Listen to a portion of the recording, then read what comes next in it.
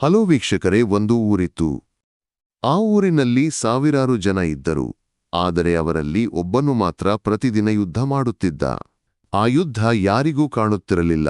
ಅದರಲ್ಲಿ ರಕ್ತವೂ ಇರಲಿಲ್ಲ, ಶಸ್ತ್ರಗಳೂ ಇರಲಿಲ್ಲ. ಆದರೆ ಅದು ಅತ್ಯಂತ ಭಯಾನಕ ಯುದ್ಧ. ಅವನ ಹೆಸರು ಅನಂತ. ಅನಂತನ ಬದುಕು ಹೊರಗಿನಿಂದ ನೋಡಿದರೆ ಸಾಮಾನ್ಯವಾಗಿತ್ತು. ಒಳ್ಳೆಯ ವಿದ್ಯಾಭ್ಯಾಸ, ಸಾಧಾರಣ ಕೆಲಸ, ಕುಟುಂಬ, ಸ್ನೇಹಿತರು. ಆದರೆ ಅವನ ಮನಸ್ಸಿನೊಳಗೆ ಒಂದೇ ಪ್ರಶ್ನೆ ದಿನವೂ ಮೊಳಗುತ್ತಿತ್ತು: ನಾನು ಸಾಕಾ? ಪ್ರತಿದಿನ ಬೆಳಿಗ್ಗೆ ಎದ್ದಾಗಲೇ ಅನಂತನ ಮನಸ್ಸಿನಲ್ಲಿ ಧ್ವನಿಗಳು ಶುರುವಾಗುತ್ತಿತ್ತು.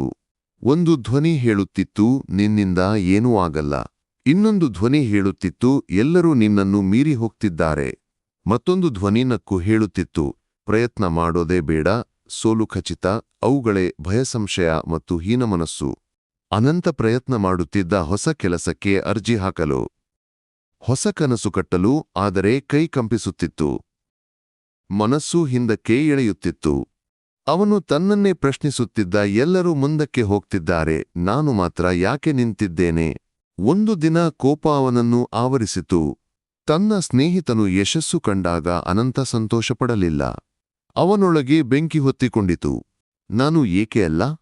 ನನ್ನ ಜೀವನವೇ ಯಾಕೆ ಹೀಗಿದೆ? ಆ ಕೋಪ ಹೊರಬರಲಿಲ್ಲ, ಅದು ಒಳಗೆ ಉಳಿಯಿತು. ಮಾತು ಕಡಿಮೆಯಾಯಿತು, ನಗು ನಾಪತ್ತೆಯಾಯಿತು. ಅನಂತ ನಿಧಾನವಾಗಿ ಮೌನವಾಗುತ್ತಾ ಹೋದ. ಜನರು ಹೇಳಿದರು, ಅವನಿಗೆ ಆಟಿಟ್ಯೂಡ್ ಬಂದಿದೆ. ಆದರೆ ಯಾರಿಗೂ ಗೊತ್ತಿರಲಿಲ್ಲ. ಅವನು ಮಾತಾಡದಿದ್ದಕ್ಕೆ ಕಾರಣ ಅವನ ಮನಸ್ಸಿನ ಕೂಗು. ಒಂದು ರಾತ್ರಿ ಎಲ್ಲರೂ ನಿದ್ದೆಯಲ್ಲಿ ಇದ್ದರು, ಅನಂತ ಮಾತ್ರ ಎಚ್ಚರದಲ್ಲಿದ್ದ. ಕತ್ತಲ ಕೋಣೆಯಲ್ಲಿ ಮೇಲುಮೇಲೆ ನೋಡುವ ಕಣ್ಣುಗಳು. ಮನಸ್ಸಿನಲ್ಲಿ ಒಂದೇ ಪ್ರಶ್ನೆ, ಇದೇನಾ ನನ್ನ ಜೀವನ? ಆ ರಾತ್ರಿ ಅವನು ಮೊದಲ ಬಾರಿ ಅತ್ತು. ಗಟ್ಟಿಯಾಗಿ ಅಲ್ಲ, ನಿಶ್ಶಬ್ದವಾಗಿ. ತನ್ನ ಸೋಲುಗಳಿಗಾಗಿ ಅಲ್ಲ, ತನ್ನೊಳಗಿನ ಒತ್ತಡಕ್ಕಾಗಿ. ಅವನು ಅರಿತುಕೊಂಡ, ತಾನು ಜಗತ್ತಿಗೆ ಸೋಲುತ್ತಿಲ್ಲ, ತನ್ನ ಭಾವನೆಗಳಿಗೆ ಸೋಲುತ್ತಿದ್ದಾನೆ. ಮುಂದಿನ ದಿನ ಅನಂತ ಹೊರಗೆ ಹೋದ. ಎಲ್ಲಿಂದಲೋ ಬಂದಂತೆ ಒಬ್ಬ ವೃದ್ಧನೂ ಪಾರ್ಕ್ನಲ್ಲಿ ಕುಳಿತಿದ್ದ. ವೃದ್ಧನು ಕೇಳಿದ, ಏನು ಮಗ, ಭಾರ ಹೊತ್ತಂತಿದೆ ನಿನ್ನ ಮುಖ? ಅನಂತ ಉತ್ತರ ಕೊಡಲಿಲ್ಲ.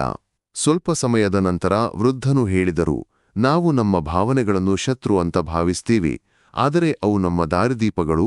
ಅನಂತ ಮೊದಲ ಬಾರಿ ಯಾರೋ ತನ್ನ ಮನಸ್ಸಿನ ಮಾತು ಹೇಳಿದಂತೆ ಭಾಸವಾಯಿತು.